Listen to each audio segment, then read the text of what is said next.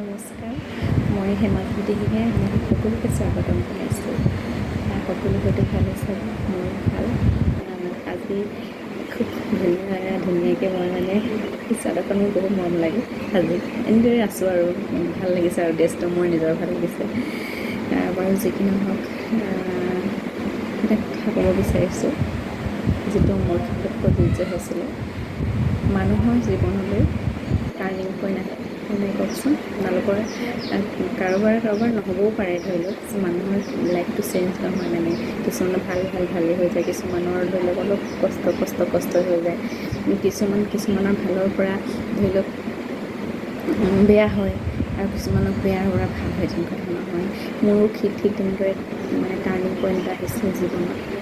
সেই সময়ত মই খুব ধৈৰ্য সহকাৰে কেৱল হাঁহি নিজৰ কৰ্তব্য খুব ভালদৰে কৰি যাবলৈ মই চেষ্টা কৰিছিলোঁ। সেই সময়ত মই বেলেগ কথা চিন্তা কৰা নাই, মই পাৰিম, মই সাহসী, মই কৰিব লাগিব, মই জয়ী হ'ম, তেনেকুৱা ধৰণৰ মোৰ মাইণ্ডছেটটো আছিলে।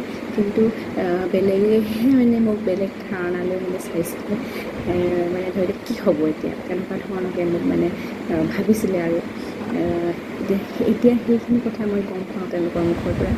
কিন্তু সেই সময়টো যেতিয়া মই ধৈৰ্য ধৰি থাকিলোঁ, খুব সুন্দৰভাৱে জীৱনটো আগবঢ়াবলৈ মই যেতিয়া চেষ্টা কৰিলোঁ, এতিয়া সঁচাকৈ মই সফল হৈছোঁ বুলি নাভাবোঁ, কিন্তু সেই ডিচিশ্যন, সেই সময়ত হোৱা মোৰ টাৰ্ণিং পইণ্ট, মই সঁচাকৈ খুব সুখী আছোঁ। এতিয়া মই সুখী, মই সেই টাৰ্ণিং পইণ্টটো মোৰ জীৱনলৈ অহাৰ কাৰণে মই সঁচাকৈ বহুত সুখী। গতিকে সকলোৱে জীৱনলৈ ভাল বেয়া তেনেকুৱা ধৰণৰ দুটা দিশৰে টাৰ্ণিং পইণ্ট আহিব পাৰে। আপোনালোকে দুয়োটাই গ্ৰহণ কৰি ল'ব, কিন্তু খুব সুন্দৰভাৱে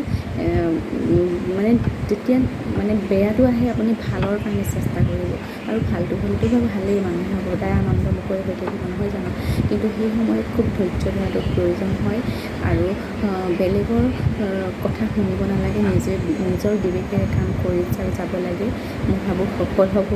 আৰু মোৰো কি টাৰ্ণিং পইণ্ট হৈছিলে সেই সময়ত, মই আপোনালোকে যদি জানিব বিচাৰে, মই সেইখিনি কেতিয়াবা আপোনালোকৰ আগত শ্বেয়াৰ কৰিম। আৰু মনলৈ আজি হঠাতে আহিব সঁচাকৈ, তেতিয়া মোক লৈ বহুতে চিন্তা কৰিছিলে, কি হ'ব এতিয়া, তেনেকুৱা ধৰণৰ চিন্তা এটা কৰিছিলে। ঘৰৰ পৰিয়ালৰ পৰা আদি কৰি গাঁৱৰ সকলোৱে চিন্তা এটা কৰিছিলে। আৰু মই অলপ ভাবিছিলোঁ কি হ'ব, নাই যি হ'ব, মই নিজৰ কৰ্ম কৰি যাওঁ, ভালদৰে চেষ্টা কৰিব লাগে। মানুহে চেষ্টাৰ সৈতে একো নাই, চেষ্টা কৰিলে যিমান টান কামো সহজ হোৱাৰ দৰে, যিমান টান জটিল জীৱনটোৰো ধৰি লওক ইজি হ'বলৈ চেষ্টা কৰে, সহজ হৈ যায়, ভাল হৈ যায়। সেয়ে মই মোৰ এইখিনি কথা মই এইকাৰণে কৈছোঁ, আনৰো হ'ব পাৰে। আৰু সেই ক্ষেত্ৰত আপোনালোকে খুব সাহসেৰে আগবাঢ়ক। জীৱনটো এবাৰেই পাব, কিন্তু ভাল কাম কৰি যাওক, ভালদৰে জীৱন যাপন কৰিবলৈ চেষ্টা কৰক। ধৰি লওক ইটো নাই সিটো নাই বুলি বহি ঘৰত থাকিব নালাগে। কেনেকৈ এইটো সমাধান কৰিব পাৰি, বা সমস্যা এটা সমাধান কৰিব পাৰি, আৰ্থিক দিশৰে হওক বা যিকোনো ক্ষেত্ৰতে কেনেকৈ সমাধান কৰিব পাৰি, সেইটোহে উত্তৰটোহে আমি চাব লাগে। তেতিয়া আপুনি জীৱন যাত্ৰাত সঁচাকৈ জয়ী হ'বলৈ সহজ হৈ পৰিব। Thank U.